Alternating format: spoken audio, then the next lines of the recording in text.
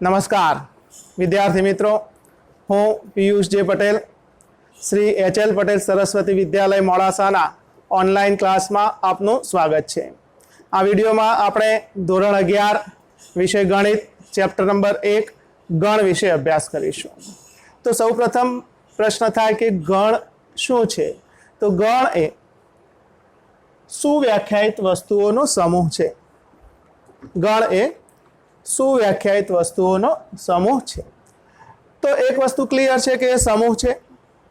કોનો સમૂહ છે? તો વસ્તુઓનો સમૂહ છે. આ વસ્તુઓમાં શું આવે? તો વસ્તુઓમાં સંખ્યાઓ હોઈ શકે, વ્યક્તિઓ હોઈ શકે, પ્રાણીઓ હોઈ શકે, વનસ્પતિ હોઈ શકે, ફળ હોઈ શકે, કોઈ ગેજેટ્સ હોઈ શકે, મોબાઈલ હોઈ શકે, એ કોઈ પણ વસ્તુ હોઈ શકે.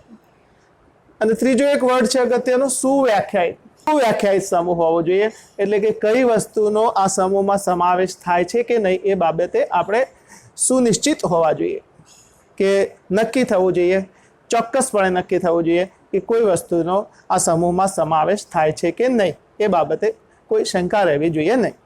તો આપણે ઉદાહરણ જોઈએ કે 10 થી નાની અયુગ્મ પ્રાકૃતિક સંખ્યાઓનો સમૂહ.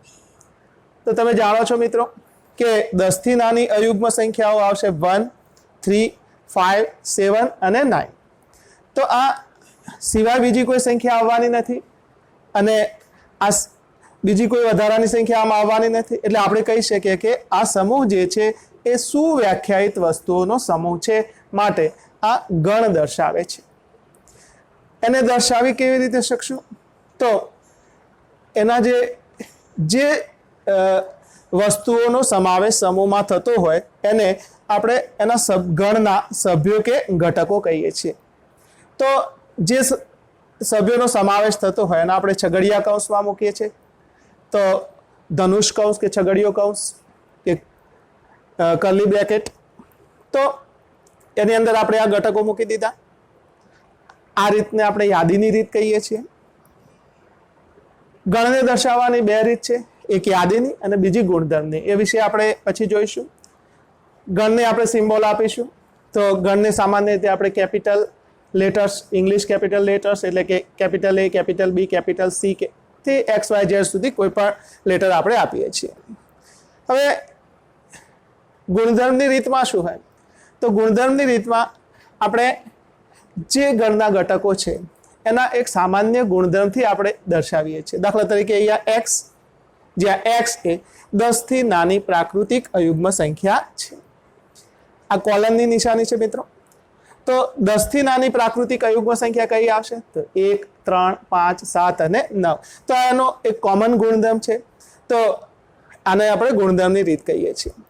ગુણધર્મની રીતમાં એવું બની શકે કે એ એક કરતાં વધારે રીતે લખાઈ શકતું હોય. તો બીજી રીતે આપણે લખીએ તો x કોલન, x એ 10 થી નાનો અયુગ્મ ધન પૂર્ણાંક છે. આ રીતે પણ આપણે આ સંખ્યાઓને દર્શાવી શકીએ. તો મિત્રો, યાદીની રીતમાં આપણે ઘટકોને છગડીયા કૌંસમાં લખી અલ્પવિરામથી આપણે છૂટા પાડીએ છીએ. તો જ્યારે આ યાદીની રીતમાં ઘટકોની સંખ્યા વધી જાય ત્યારે આપણે એને લખવું મુશ્કેલ થઈ જાય, બહુ મોટું લિસ્ટ બની જાય. તો અહીંયા આપણે એને ગુણધર્મની રીતે લખીશું. હવે જે ઘટક ગણમાં છે એને આપણે આવું લખીએ છીએ કે દાખલા તરીકે 1 એ ગણ એનો સભ્ય છે કાં તો ઘટક છે. તો એનો સિમ્બોલ આવો છે કે 1 બિલોંગ્સ ટુ 1. આને વંચાય છે બિલોંગ્સ ટુ, ગ્રીક મૂળાક્ષર છે. હવે 2 એ ગણ એનો સભ્ય નથી, તો એને આપણે બતાવવું હોય તો આપણે લખીએ છીએ કે 2 does not belongs to A. એટલે આપણે અહીંયા સિમ્બોલ છે કે બિલોંગ્સ ટુ અને ડઝ નોટ બિલોંગ્સ ટુ નો મિનિંગ શું થાય. હવે બીજું ઉદાહરણ જોઈએ તો અંગ્રેજી મૂળાક્ષરો પૈકી સ્વરોનો સમૂહ. તો આવશે A, E, I, O, U. સ્વાભાવિક છે, ક્લિયર છીએ આપણે. એ સિવાય બીજું કોઈ વસ્તુ આમાં આવવાની નથી. તો આપણે કહી શકીએ કે આ સુવ્યાખ્યાયિત વસ્તુઓનો સમૂહ દર્શાવે છે, તો ગણ દર્શાવે છે. તો આપણે આ ગણને સિમ્બોલ આપ્યો છે કેપિટલ B બરાબર છગડીયા કૌંસમાં A, E, I, O, U કે કર્લી બ્રેકેટ અથવા તો ધનુષ કૌંસ, કોઈ પણ શબ્દ તમે વાપરી શકો છો. આગળ જોઈએ તો દુનિયાના 5 નામાંકિત ગણિત શાસ્ત્રીઓનો સમૂહ. તો વિદ્યાર્થી મિત્રો, આ સમૂહ એ સુવ્યાખ્યાયિત નથી. કારણ કે ગણિતશાસ્ત્રીઓ પૈકી કયો ગણિતશાસ્ત્રી નામાંકિત છે કે કયો ગણિતશાસ્ત્રી નામાંકિત નથી એ માટેનો અભિપ્રાય એ વ્યક્તિએ બદલાઈ જશે.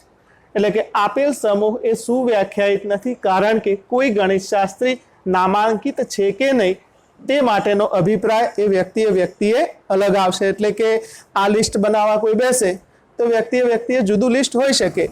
એટલે કે અહીંયા સમૂહમાં કોનો સમાવેશ થશે કે કોનો નહીં થાય એ બાબતે આપણે સુનિશ્ચિત થઈ શકતા નથી. માટે આપેલ સમૂહ એ ગણ નથી. તો ગણની વસ્તુઓ, ઘટકો અને સભ્યો એ ગણને સંબંધિત સમાનાર્થી શબ્દો છે. એટલે ગણની અંદર સમાવેશ જે વસ્તુઓનો થાય છે અને આપણે ઘટકો પણ કહીએ છીએ, સભ્યો પણ કહીએ છીએ. કોઈ પણ શબ્દ વાપરી શકો છો. સામાન્ય રીતે ઘટકો અને સભ્યો શબ્દ આપણે વાપરીએ છીએ. અંગ્રેજીમાં એને એલિમેન્ટ કહે છે.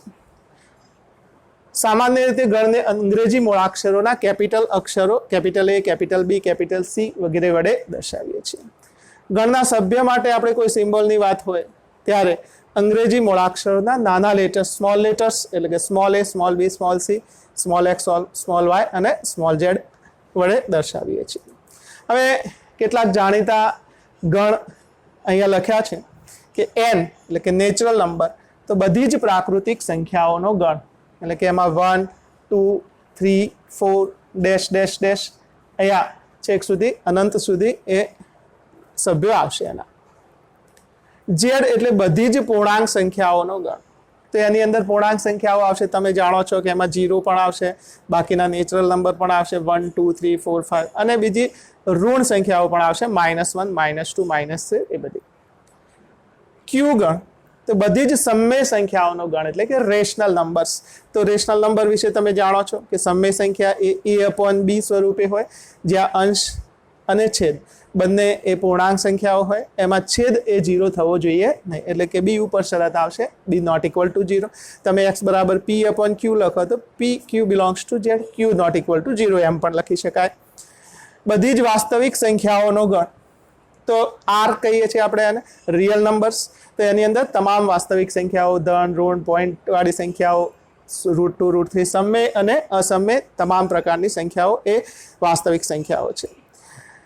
મિત્રો ગણ ઉપર પ્લસની નિશાની હોય, દાખલા તરીકે ઝેડ એ પૂર્ણાંક સંખ્યાઓનો ગણ છે, પણ ઝેડ ઉપર આપણે પ્લસની નિશાની કરીએ તો એ ફક્ત પોઝિટિવ નંબર રહેશે એમાં. એટલે કે ધન પૂર્ણાંક સંખ્યાઓનો ગણ થશે. એટલે કે એક પ્રકારે જોવા જઈએ તો એ પ્રાકૃતિક સંખ્યાઓ છે, એટલે કે નેચરલ નંબર્સ રહેશે. Q+ એટલે ધન વાસ્તવિક સંખ્યાઓનો ગણ. Q+ એટલે ધન સમય સંખ્યાઓનો ગણ અને Q એટલે સમય સંખ્યાઓનો ગણ. ઉપર પ્લસની નિશાની આવશે તો એમાંથી ધન સંખ્યાઓ રહેશે. તો R એટલે વાસ્તવિક સંખ્યાઓનો ગણ. તો R+ જે છે એ ધન વાસ્તવિક સંખ્યાઓનો ગણ છે. આગળના ઉદાહરણમાં આપણે ચર્ચા કરી છે કે ગણને દર્શાવવાની બે રીત છે. તો એક રીત છે યાદીની રીત, એને કહીએ છીએ રોસ્ટર અથવા તો ટેબ્યુલર ફોર્મ. આ રીતમાં ગણના બધા જ ઘટકોની યાદી બનાવાય છે અને બે ઘટકોને દર્શાવતા સંકેત વચ્ચે અલ્પવિરામ મૂકીને તેમને અલગ પાડવામાં આવે છે અને તેમને ધનુષ કૌંસમાં મૂકીએ છીએ. ઉદાહરણમાં A = ગણમાં 1, 2, 3, 4, B = A, E, I, O, U આપણે એની વાત કરી ચૂક્યા છીએ. યાદીની રીતમાં ઘટકોના ક્રમનું મહત્વ નથી. એટલે ક્રમ તમે ગમે તે બાજુ લખો. કે દાખલા તરીકે ઉદાહરણ આપ્યું છે કે A = 1, 2, 3 છે. એની જગ્યાએ તમે ગણની અંદર બ્રેકેટમાં કર્લી બ્રેકેટમાં 2, 3, 1 પણ લખી શકો, કે પછી 3, 2, 1 પણ લખી શકો, કે બીજી કોઈ અન્ય રીતે પણ લખી શકો. બીજી અગત્યની વસ્તુ છે કે યાદીની રીતે ગણ લખીએ ત્યારે ઘટકોનું પુનરાવર્તન કરતા નથી. તો દાખલા તરીકે સ્કૂલ શબ્દના મૂળાક્ષરોનો ગણ, તો એમાં ક્લિયર દેખાય છે S આવશે, C આવશે, H આવશે, O આવશે, પણ આ O બીજી વખત છે તો આપણે ફરીથી લખતા નથી અને L પણ આવશે. ગુણધર્મની રીત એટલે કે સેટ બિલ્ડર ફોર્મ. તો સેટ બિલ્ડર ફોર્મમાં શું છે? તો આ રીતમાં ગણના બધા જ ઘટકો એક સામાન્ય ગુણધર્મ ધરાવે છે અને તે ગુણધર્મ ન ધરાવતા ઘટકો તે ગણમાં હોતા નથી. તો આ વિશે પણ આપણે ઉદાહરણમાં જોયું આગળ. એ રીતે બીજું ઉદાહરણ છે કે x એ 6 થી નાની પ્રાકૃતિક સંખ્યા છે તો આ ગણની અંદર કયા ઘટકો આવશે? ખબર જ છે કે 1 2 3 4 5. જો એને આપણે અલગ અલગ લખીએ તો યાદીની રીત છે, આ ગુણધર્મની રીત છે. એને બીજી રીતે લખ્યું છે કે x colon x is less than 6, x belongs to n. એટલે કે પ્રાકૃતિક સંખ્યા પૈકી જે 6 એમ પણ કહી શકીએ કે x colon x less than or equal to 5, x belongs to n. એટલે કે આમાં પણ એ જ ઘટકો આવશે. એને આપણે હજુ બીજી રીતે લખવું હોય તો લખી શકાય કે x colon x1 less than or equal to x less than or equal to 5, x belongs to z. એટલે કે એવી પૂર્ણાંક સંખ્યાઓ જે 1 થી શરૂ કરીને 5 સુધી હોય, એટલે એમાં પણ આવશે 1 2 3 4 5. બીજી રીતે લખવું હોય તો પણ 0 less than x less than 6, x belongs to z. એટલે એવી પૂર્ણાંક સંખ્યાઓ જે 0 થી મોટી હોય અને 6 થી નાની હોય, એટલે કે 1 2 3 4 અને 5 આવશે. ગણને ગુણધર્મની રીતે દર્શાવવામાં આવે તો એ એક કરતાં વધારે રીતે દર્શાવી શકાય તેવું બને. તો આપણે આ જુદી જુદી રીતે એક જ ગણને આપણે દર્શાવેલ છે. બીજું ઉદાહરણ છે x, જ્યાં x એ અંગ્રેજી મૂળાક્ષરો પૈકીનો સ્વર છે. તો આ એનો ગુણધર્મ થયો. આની અંદર કયા ઘટકો આવશે? a, e, i, o અને u. તો હવે આપણે એક્ઝામ્પલ લઈએ. અમુક એક્ઝામ્પલ ટેક્સ્ટ બુકના છે, અમુક બીજા પણ એક્ઝામ્પલ છે. જોઈએ તો નીચેનામાંથી કયા સમૂહ ગણ દર્શાવે છે? તમારો જવાબ ચકાસો. નંબર 1, જેથી શરૂ થતા અંગ્રેજી કેલેન્ડર વર્ષના તમામ મહિનાઓનો સમૂહ. તો આ ગણ દર્શાવે છે કે નહીં? તો અંગ્રેજી મહિનાનો સમૂહ આપણે પહેલા વિચારીએ તો જાન્યુઆરી, ફેબ્રુઆરી, માર્ચ, એપ્રિલ, મે, જૂન, જુલાઈ, ઓગસ્ટ, સપ્ટેમ્બર, ઓક્ટોબર, નવેમ્બર અને ડિસેમ્બર. એ પૈકી જેથી શરૂ થવાવાળા મહિના કયા છે? તો કે જાન્યુઆરી, જૂન અને જુલાઈ. એ સિવાય બીજો કોઈ મહિનો ખરો? ના. તો આ સમૂહમાં આ 3 ઘટકો આવશે. એ બહુ ક્લિયર છે. એટલે કે આપેલ સમૂહમાં સમાવેશ થતા સભ્યો સુનિશ્ચિત છે, માટે આપેલ સમૂહ સુવ્યાખ્યાયિત છે, માટે આપેલ સમૂહ જે છે એ ગણ છે. ભારતના 10 અતિ પ્રતિભાશાળી લેખકોનો સમૂહ. તો વિદ્યાર્થી મિત્રો, આમાં લેખકોનો સમૂહ છે, પણ એક વિશેષણ છે કે અતિ પ્રતિભાશાળી. તો આ અતિ પ્રતિભાશાળી લેખક કોને ગણવો, કોને ના ગણવો, એ બાબતે વ્યક્તિએ અભિપ્રાય જે છે એ બદલાશે. એટલે જુદી જુદી વ્યક્તિઓ આ લિસ્ટ બનાવવા બેસે તો આ સમૂહમાં અલગ અલગ ઘટકો આવી શકે છે. માટે આ સુવ્યાખ્યાયિત સમૂહ નથી, માટે આને ગણ કહી શકાય નહીં. દુનિયાના ક્રિકેટના ઉત્તમ 11 બેટ્સમેનોની ટીમ. તો અહીંયા પણ આપેલ સમૂહમાં કયા બેટ્સમેનનો સમાવેશ થશે તે નિશ્ચિત થતું નથી, કારણ કે કોઈ બેટ્સમેન દુનિયાના ક્રિકેટના ઉત્તમ 11 બેટ્સમેન પૈકીનો છે કે નહીં, તે વ્યક્તિએ એ બાબતનો અભિપ્રાય જે છે એ અલગ અલગ હશે. માટે આપેલ સમૂહ એ સુવ્યાખ્યાયિત નથી, માટે આપેલ સમૂહ એ ગણ દર્શાવતો નથી. તમારા વર્ગના બધા જ છોકરાઓનો સમૂહ. તો ક્લિયર છે કે તમે ક્લાસમાં બેઠા છો, ફિક્સ છે કે આની અંદર કેટલા છોકરા છે. તો અહીંયા સમૂહના જે ઘટકો છે એ સુનિશ્ચિત છે. તો અહીં આપેલ સમૂહ એ સુવ્યાખ્યાયિત છે, માટે આપેલ સમૂહ એ ગણ છે. 100 થી નાની બધી જ પ્રાકૃતિક સંખ્યાઓનો ગણ. ક્લિયર છે, 1 2 3 4 5 છે. 100 થી નાની છે એટલે 99 સુધી આવશે, 1 2 3 અપ ટુ 99. એટલે આ સમૂહ જે છે એમાં સમાવેશ થતા સભ્યો એ સુનિશ્ચિત છે, માટે આપેલ સમૂહ એ ગણ છે. લેખક મુનશી પ્રેમચંદે લખેલી બધી જ નવલકથાઓનો સમૂહ. તો બહુ ક્લિયર છે, સ્પેસિફિક, કે મુનશી પ્રેમચંદ જે લેખક છે એમની જ નવલકથાઓનો આમાં સમાવેશ થાય એ ક્લિયર છે, માટે આપેલ સમૂહ એ સુવ્યાખ્યાયિત છે, માટે આપેલ સમૂહ એ ગણ છે. બધા જ યુગ્મ પૂર્ણાંકોનો સમૂહ. પૂર્ણાંકો તમે જાણો છો, એમાં યુગ્મ પણ જાણો છો. નક્કી જ છે કે યુગ્મ પૂર્ણાંકોમાં 0 2 4 6 8 10, આ બાજુ માઇનસમાં -2 -4 અનંત સંખ્યાઓ છે. તો આપેલ સમૂહના સભ્યો એ સુનિશ્ચિત છે, એટલે કે સમૂહ સુવ્યાખ્યાયિત છે, માટે આપેલ સમૂહ જે છે એ ગણ છે. આ પ્રકરણના બધા જ પ્રશ્નોનો સમૂહ. તો એ પણ નિશ્ચિત છે કે આ પ્રકરણમાં જેટલા પણ પ્રશ્નો છે એ બધાનો આમાં સમાવેશ થાય છે, એ સુનિશ્ચિત છે. માટે આપેલ સમૂહ સુવ્યાખ્યાયિત છે, માટે આપેલ સમૂહ એ ગણ છે. દુનિયાના ખૂબ જ ભયાનક પ્રાણીઓનો સમૂહ. તો આ પ્રાણીઓનો સમૂહ છે આખી દુનિયાના, પણ ભયાનક પ્રાણીઓનો સમૂહ છે. હવે ભયાનક પ્રાણી કોને ગણવું કોને ના ગણવું એ બાબતનો અભિપ્રાય જે છે વ્યક્તિએ બદલાઈ જશે. એટલે કે આ સમૂહ જે છે એ સુવ્યાખ્યાયિત નથી, માટે એ ગણ દર્શાવતો નથી. તો વિદ્યાર્થી મિત્રો, હવે આપણે બીજા ક્વેશ્ચન તરફ જઈએ. તો એ બરાબર ગણની અંદર આપેલા છે 1, 2, 3, 4, 6. આપેલ ખાલી જગ્યામાં સંજ્ઞા બિલોંગ્સ ટુ અને ડઝ નોટ બિલોંગ્સ ટુ મૂકો. આપણે એની વાત કરી છે કે કોઈ ઘટક જે છે એ ગણનો સભ્ય હોય તો આપણે કહીએ છીએ બિલોંગ્સ ટુ, અને સભ્ય ન હોય તો કહીએ છીએ ડઝ નોટ બિલોંગ્સ ટુ. તો 5 ખાલી જગ્યા એ, તો 5 એ ગણનું સભ્ય છે માટે લખાશે 5 બિલોંગ્સ ટુ એ. 8 પછી ખાલી જગ્યામાં એ, ખાલી જગ્યા પછી એ, તો 8 એ આનો સભ્ય નથી માટે 8 ડઝ નોટ બિલોંગ્સ ટુ એ. 0 ખાલી જગ્યા એ, તો 0 આનો સભ્ય નથી માટે 0 ડઝ નોટ બિલોંગ્સ ટુ એ. 4 ખાલી જગ્યા એ, તો 4 આમાં છે, ઓકે છે, તો 4 બિલોંગ્સ ટુ એ. અને 2 પછી બ્રેકેટ ખાલી જગ્યા એ, તો 2 આમાં છે, ઓકે, તો 2 બિલોંગ્સ ટુ એ. અને 10, તો 10 એ આમાં નથી, તો 10 ડઝ નોટ બિલોંગ્સ ટુ એ. હવે આગળનો ક્વેશ્ચન છે કે નીચેના ગણોને યાદીની રીતે લખો. તો આ ગુણધર્મની રીત આપી છે, આપણે યાદીની રીતે લખવાના છે કે a is equal to x, where x એ પૂર્ણાંક છે અને -3 less than x less than 7. તો આ પહેલો એનો ગુણધર્મ છે કે એ પૂર્ણાંક છે, અને બીજો ગુણધર્મ છે કે -3 થી મોટો છે અને 7 થી નાનો છે. તો એવા પૂર્ણાંકો શોધો.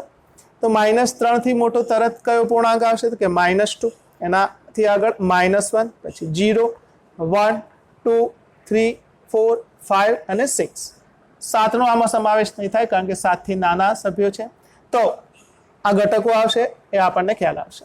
એનાથી આગળ હવે બીજો કોઈ ઘટક આવશે નહીં. એક્સ એ બી બરાબર એક્સ, જ્યાં એક્સ એ 6 કરતા નાની પ્રાકૃતિક સંખ્યા છે. તો 6 કરતા નાની પ્રાકૃતિક સંખ્યાઓ કઈ આવશે? તો કે 1, 2, 3, 4 અને 5. સી એક્સ, જ્યાં એક્સ એ જેના અંકોનો સરવાળો 7 થતો હોય તેવી 2 અંકોની સંખ્યા. તો આપણે 2 અંકોની સંખ્યા લેવાની છે, એટલે 10 થી શરૂ કરીને 99 સુધી હોઈ શકે. એમાં અંકોનો સરવાળો 8 થવો જોઈએ. તો પહેલો અંક આપણે જો 0 લઈએ, 0 તો લઈ ના શકીએ, પહેલો અંક આપણે 1 થી શરૂ કરી અને પહેલો અંક 9 સુધી લઈ શકીએ. હવે આપણે વિચારીએ કે પહેલો અંક જો 1 લઈએ તો સરવાળો 8 કરવા માટે બીજો અંક કેટલો જોઈએ? 7. તો 1 + 7 ઇઝ ઇક્વલ ટુ 8. પછી 1 સાથે બીજો કોઈ જ ઘટક મેચ નહીં થાય, એટલે કે 10 થી શરૂ કરીને 19માં ફક્ત 17 જ એવી સંખ્યા છે કે જેમાં અંકોનો સરવાળો 8 થાય. હવે પહેલો અંક આપણે 2 લઈએ તો બીજો શું સેટ થશે? તો કે 6, તો 26 આવશે. પહેલો ઘટક 3 લઈએ તો બીજો 5 આવશે. પહેલો 4 લઈએ તો બીજો 4.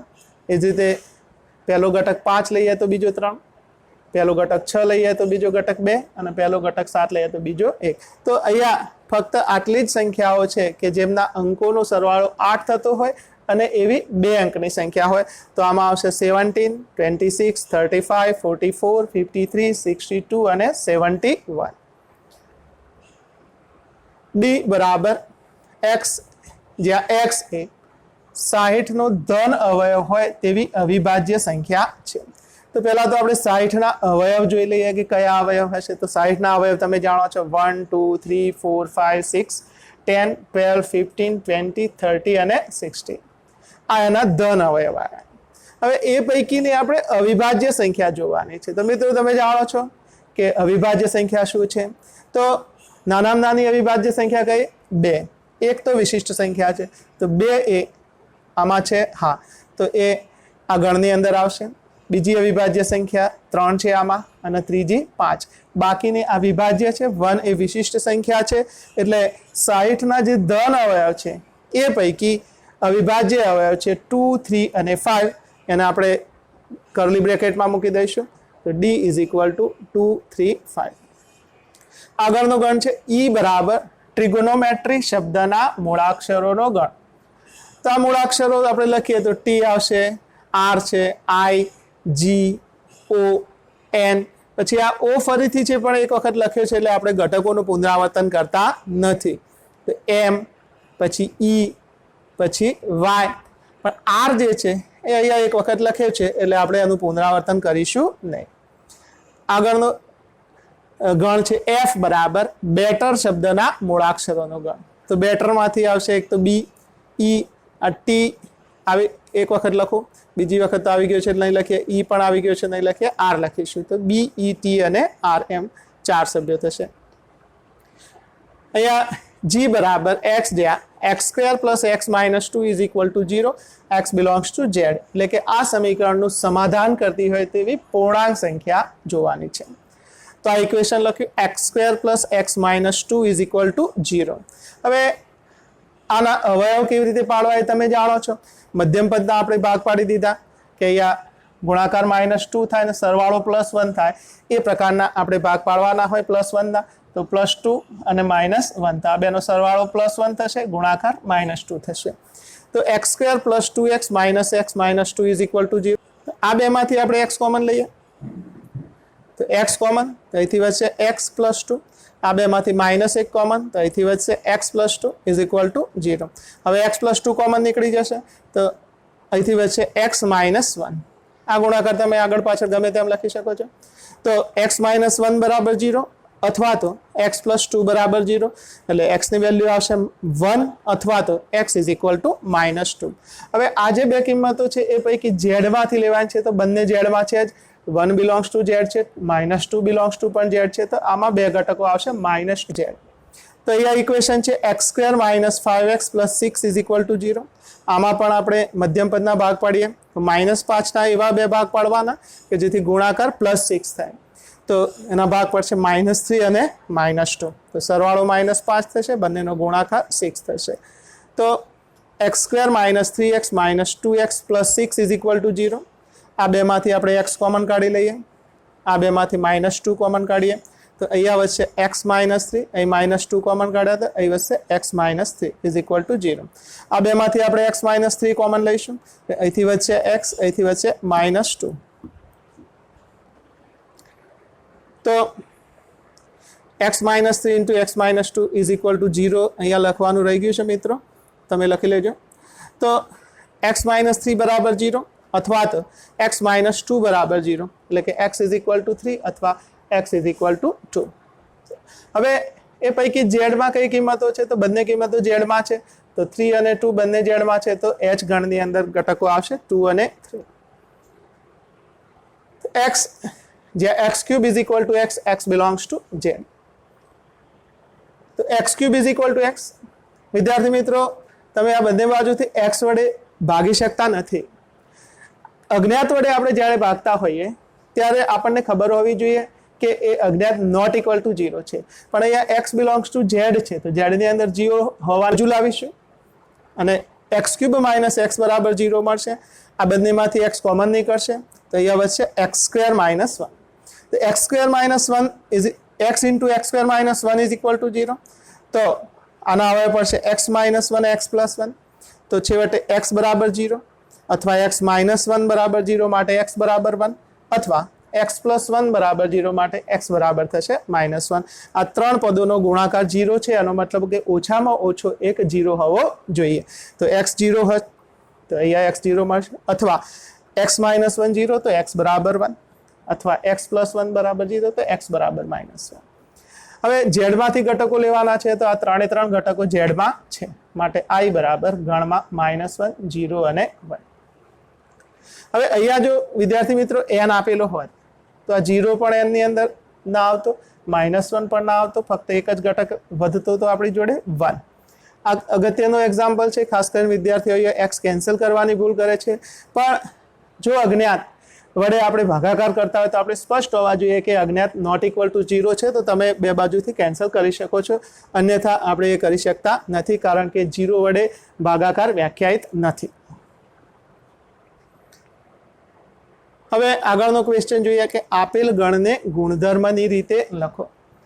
તો a બરાબર 3, 6, 9 અને 12. તો આ સભ્યો વચ્ચે કોઈ એક એવો રિલેશન આપણે શોધવાનો છે કે એ ફક્ત અહીંયા 4 ઘટકો છે તો 4 ઘટકોને જ લાગુ પડતો હોય, એ સિવાય બીજાને લાગુ પડતો ન હોય. તો એ આપણે જોઈ શકીએ છીએ કે આ 3ના ગુણકો છે, એટલે કે આ 4 સંખ્યાઓ છે, 3 વડે વિભાજ્ય સંખ્યાઓ છે. હવે 3 વડે વિભાજ્ય તો ગણીય સંખ્યાઓ છે, એ પૈકી ફક્ત 4 સંખ્યાઓ આપણે લેવાની છે. તો આપણે લખી શકીએ કે x એ 13 થી નાની તો છે જ, અને 3 વડે વિભાજ્ય હોય તેવી પ્રાકૃતિક સંખ્યા છે. તો 13 થી નાની 3 વડે વિભાજ્ય પ્રાકૃતિક સંખ્યાઓ તમે જોશો તો ફક્ત આ 4 મળશે, એ સિવાય બીજી કોઈ સંખ્યા અંદર મળશે નહીં, અને આ 4 નો એમાં સમાવેશ પણ થશે જ. આને આપણે બીજી રીતે લખવું હોય તો 3 ઇઝ ઇક્વલ ટુ લખી શકીએ 3 ઇન્ટુ 1, 6 બીજો ઘટક છે તો લખાય 3 ઇન્ટુ 2, 9 છે તો 3 ઇન્ટુ 3, 12 છે તો 3 ઇન્ટુ 4. તો ગણ એના સભ્યો છે એ 3 પછી કઈક ગુણાકાર છે, 1, 2, આ બધામાં કોમન પહેલા તો 3 છે, હવે એક હવે બીજું હવે બદલાય છે 1, 2, 3, 4. તો આગળના સભ્યો એ 3n પ્રકારના છે, જે n ની વેલ્યુ બદલાય છે 1, 2, 3 અને 4, 4 શક્યતાઓ છે, એટલે કે n ઇઝ ઇક્વલ ટુ 1, 2, 3 અને x is equal two 3n, n બરાબર 1, 2, 3 અને 4. હવે આ 4 ઘટકોની જગ્યાએ થોડાક વધારે ઘટકો હોય તો ત્યાં પણ આપણે ગુણધર્મ વાપરી શકીએ છીએ, એટલે કે આ ઘટકો માટે શું લખી શકાય તો કે n belongs to capital n is less than or equal to 4. હવે આટલું ના લખવું હોય તો તમે એની જગ્યા ઉપર પણ થોડુંક ઓછું લખાણ કરીને આવું લખી શકો કે 3n, n belongs to n less than or equal to 4. તો આની અંદર આટલી શરતો માટે કયા ઘટકો આવે તો n ની કઈ કિંમતો છે 1, 2, 3, 4. અહીંયા મૂકીએ, ઘટક આપણો અહીંયા છે તો 3 ઇન્ટુ 1 તો 3, 3 ઇન્ટુ 2 તો 6, 3 ઇન્ટુ 3 તો 9 અને 3 ઇન્ટુ 4 તો 12. આપણને આપણા 4 ઘટક મળશે. આ ઘટક છે આપણો 3n, જ્યાં n એ પ્રાકૃતિક સંખ્યા અને 4 અથવા 4 કરતાં નાની સંખ્યા. હવે આને ત્રીજી રીતે આપણે જોઈએ તો 3, 6, 9 અને 12 આ 4 ઘટકો તો x - 3, x - 6, x - 9 અને x - 12 અવયવો હોય તો એ બધાનો ગુણાકાર આપણે 0 લઈએ તો આપણને જે સમીકરણ મળે એનો પ્રાકૃતિક ઉકેલ જો આપણે લઈએ તો આપણને આ 4 ઘટકો મળશે. અહીંથી મળે આપણને ખબર છે કે 4 સંખ્યાઓનો ગુણાકાર 0 હોય તો એમાં ઓછામાં ઓછો એક 0 હોય, તો x - 3 0 લઈએ તો x બરાબર 3, અથવા x - 6 0 તો x બરાબર 6, x - 9 0 હોય તો x બરાબર 9, અથવા x - 12 0 હોય તો x બરાબર 12 મળશે. તો આ રીતે પણ લખાય કે x જ્યાં x બિલોંગ્સ ટુ n અને x - 3, x - 6, x - 9, x - 12 નો ગુણાકાર એ 0 છે. બીજો ગણ લખીએ આપણે, b ઇઝ ઇક્વલ ટુ 2, 4, 8, 16, 32. તો તમે વિચારો કે કઈ પેટર્ન છે અહીંયા, તો આ બધી 2 ની ઘાતો છે, 2 ની 1 ઘાત, 2 ની 2 ઘાત, 2 ની 3 ઘાત, 2 ની 4 ઘાત, 2 ની 5 ઘાત. તો 2 is equal to 2 raise to 1, 4 is equal to 2 raise to 2, 8 is equal to 2 raise to 3, 16 is equal to 2 raise to 4, 32 is equal to 2 raise to 5. એટલે કે ગણ બીના સભ્યો જે છે એ 2 રેઝ ટુ, અહીંયા ઘાત બદલાય છે, આધાર સેમ છે, બધા ઘાતમાં આવે છે 1, 2, 3, 4 અને 5. તો આપણે કહીએ કે બીના ઘટકો 2 રેઝ ટુ n પ્રકારના છે, જ્યાં n ની વેલ્યુ છે 1, 2, 3, 4 અને 5. તો b બરાબર ગણ x પછી colon x is equal to 2 raise to n, આ એનો ગુણધર્મ, પણ n ની કઈ કિંમતો માટે તો n ઇઝ ઇક્વલ ટુ 1, 2, 3, 4 અને 5 માટે અહીંયા જુદી જુદી કિંમતો મૂકશું. 1 મૂકો તો 2 રેઝ ટુ 1 તો 2 મળશે, 2 મૂકો 2 રેઝ ટુ 2 તો 4 મળશે, 3 મૂકો તો 2 રેઝ ટુ 3 એટલે 8 મળશે, 4 મૂકો 2 રેઝ ટુ 4 એટલે 16 મળશે, 5 મૂકો 2 રેઝ ટુ 5 એટલે 32 મળશે. તો બધા જ ઘટકો મળે છે ને, એ સિવાયનો બીજો કોઈ ઘટક અંદર આવી જતો નથી. તો આમાં આનું લિસ્ટ ના બનાવી અને એની જગ્યાએ લખવું હોય તો n less than or equal to 5 લખાય. અને અહીંયા પણ આટલું આપણે ના લખવું હોય તો આપણે સીધું લખીશું 2n colon n belongs to n less than or equal to 5. આગળનો ગણ જોઈએ. 525 125 625. તો એની પેટર્ન તમે જુઓ તો આ 5 ની 1 ઘાત, આ 5 ની 2 ઘાત, આ 5 ની 3 ઘાત, આ 5 ની 4 ઘાત. તો અહીંયા કોમન છે કે આધાર 5 છે, ઘાત 1 2 3 4 એમ બદલાય. અહીંયા આપણે લખી શકીએ કે c is equal to 5 raise to n belongs to n is less than or equal to 4. આગળનો ગણ જોઈએ. d is equal to 2 4 6 dash dash dash. આનો અહીંયા અંત આવતો નથી, આ ઘટકો આગળ ચાલે છે. આગળ ઘટકો આવશે 8 10 12, આ ચાલ્યા જ કરશે. તો આપણે અહીંયા સરળતાથી જોઈ શકીએ છીએ કે અહીંયા x એ યુગ્મ પ્રાકૃતિક સંખ્યા છે, તો લખી શકશું x એ યુગ્મ પ્રાકૃતિક સંખ્યા છે. આની પેટર્ન આપણે લખવી હોય તો 2 is equal to 2 into 1, 4 is equal to 2 into 2, 6 is equal to 2 into 3, આ રીતે ચાલ્યા કરશે. તો x બરાબર જ્યાં x બરાબર 2n, n belongs to n. આમાં અનંત સંખ્યાઓ છે. n બરાબર 1 મૂકીએ તો 2 મળશે, 2 મૂકો તો 2 ઇન્ટુ 2 4 મળશે, 3 મૂકો તો 3 ઇન્ટુ 2 6 મળશે, 4 મૂકો 4 ઇન્ટુ 2 8 મળશે, છેક સુધી ચાલ્યા કરશે. એટલે આપણે અહીંયા લખી શકીએ કે 2n જ્યાં n belongs to capital N. તો e is equal two 149 dash dash dash up to 100. તો અહીંયા આની પેટર્ન તમે જોઈ શકો છો કે આ 1 નો વર્ગ છે, 1 ઇઝ ઇક્વલ ટુ 1 સ્ક્વેર, 4 તો 2 સ્ક્વેર, 9 તો 3 સ્ક્વેર, અપ ટુ છેલ્લો ઘટક 100 છે તો 100 બરાબર 10 નો વર્ગ. તો અહીંયા 2 2 2 અને 2, અને જે આધાર છે એ બદલાય છે 1 2 3 અને છેલ્લે 10.